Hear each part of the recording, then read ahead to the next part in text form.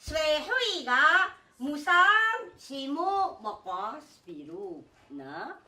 Anak Sami ini usah mekos biru啦。恭喜我担任校长以后，开始在推所谓的民族教育，然后学校里面在推所谓的母语教学。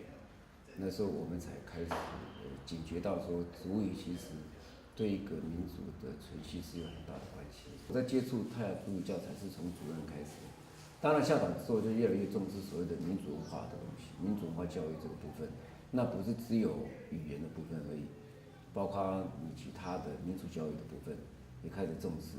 那其实民族教育的东西就是要用语言作为它的基础，你在推什么东西就要回归它的本源，就是用语言，不管介绍什么东西就是要语言。所以我们用教材这个民族教育跟语言振兴推广的部分就结合在一起。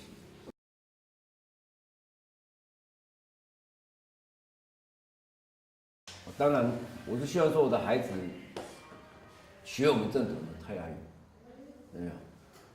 其实我们现在所使用这个语言，阿哈的这个语言，我们讲的所谓的日本话，这是不被官方认同的。其实，像我们使用这个语言，在宜兰县就有几个部落有，我们澳华、东澳，还有金阳村里面的一个奎诺斯啊，奎诺斯群，他们也是用这个语言。再来就是韩溪，就大同江的韩溪，就是用这个语言。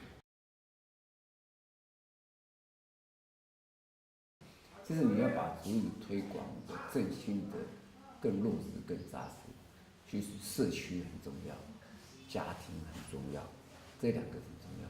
如果这两个如果没有发挥功能，学校单方面的去推这个语言，那是事倍功半。我最近有问我自己的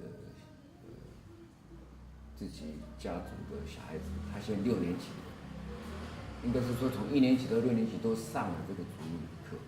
但是我跟他讲，你不会讲族语，我甚至跟他讲说，你用族语跟我对话，不会。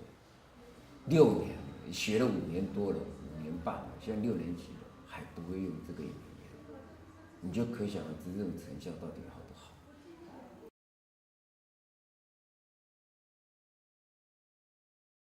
这个语言呀，我自己觉得说，这个因为不是正统的语言，我不会觉得很遗憾啊。